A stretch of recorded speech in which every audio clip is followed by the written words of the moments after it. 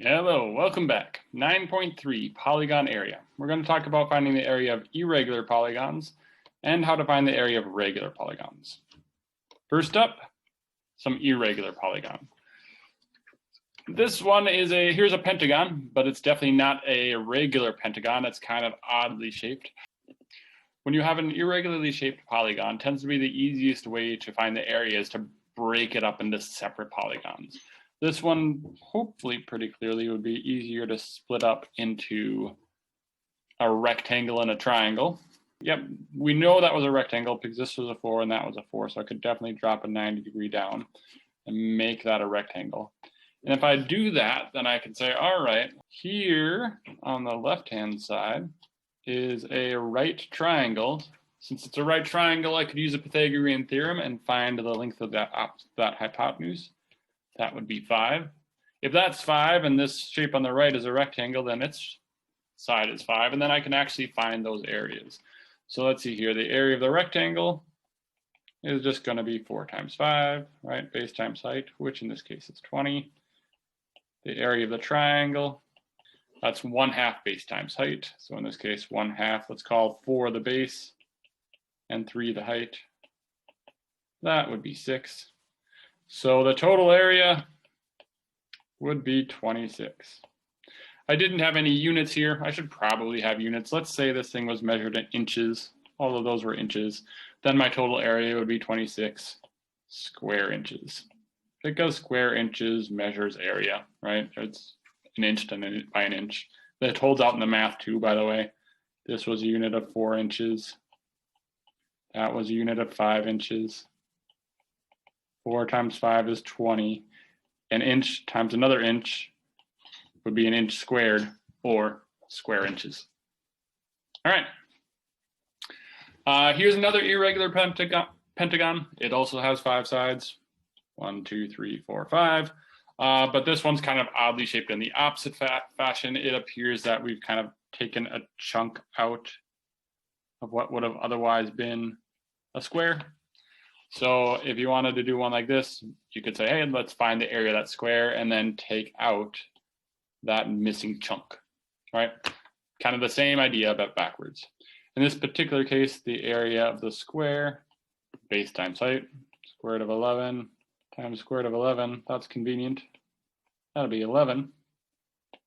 The area of that triangle up on top, right here, would be 1/2 base times height. 1/2, let's call the base 3, and the height 1. 1/2 times 3 times 1 is 3/2. Since the area I'm looking for is the area of that square minus a triangle, right? This is the area I want. That total area is going to be my 11 area of the square minus the 3/2, minus the area of the triangle. 11 minus 3/2 is, let's change to decimals, 9.5. That drives me crazy when I switch between fractions and decimals, but I'll live with it for you guys. All right. I like having units. Let's call this one, let's say this one was measured in meters this time. If that was in meters and that was in meters, then this would be 9.5 square meters. I like having units with my answers.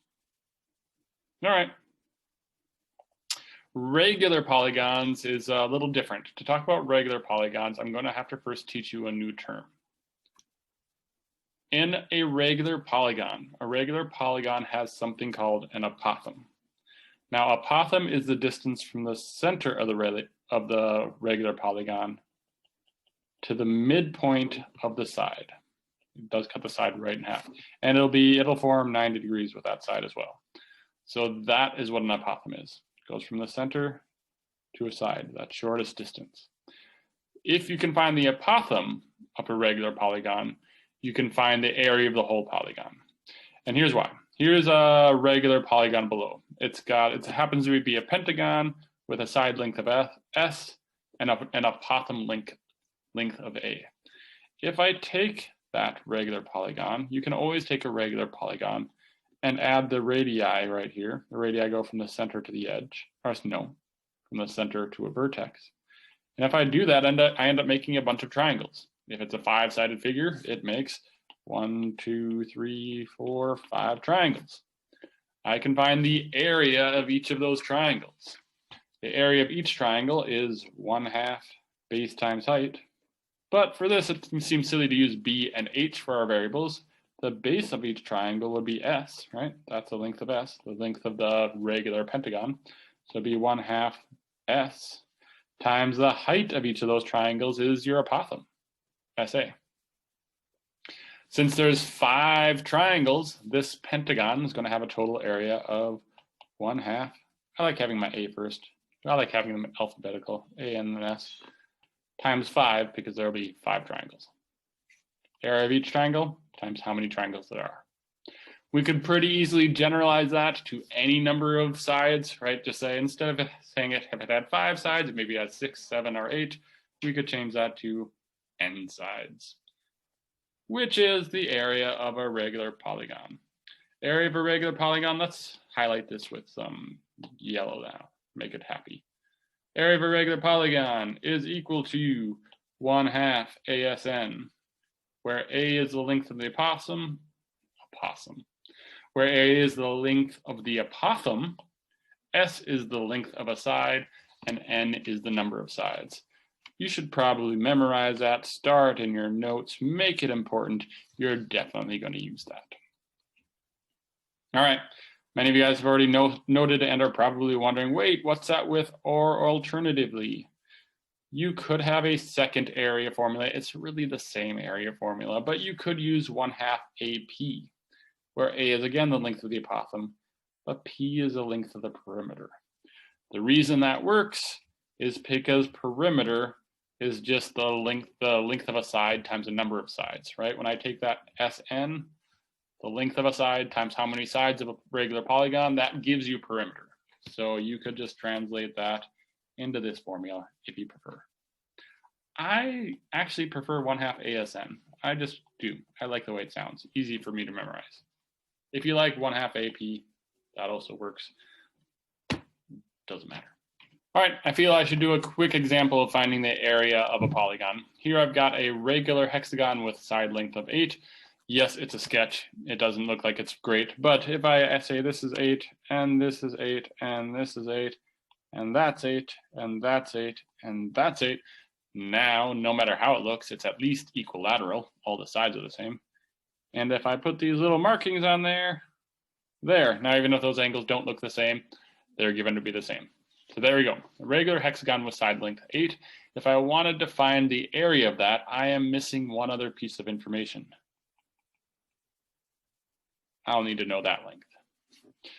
If this were a problem, you'd probably actually be given this whole length thing here. You'd be given that in this type of polygon, this would be 4 square roots of 3, and that'd be 8. All right, so given that information, if I wanted to find the area of any regular polygon is 1/2 ASN, where A stands for the apothem, S stands for the length of a side, N stands for the number of sides. In this particular case, it'd be 1/2 A stands for apothem, that's right here, 4 square roots of 3. S stands for the length of a side, that's right here, 8. And N stands for the number of sides. 1, 2, 3, 4, 5, 6. There are 6 sides. It is a hexagon. Multiplying that out would be 96 square roots of 3. I forgot my units again. Let's say we're measured in inches this time. Square inches. All right. See ya. That's it. Last video will be on constructions.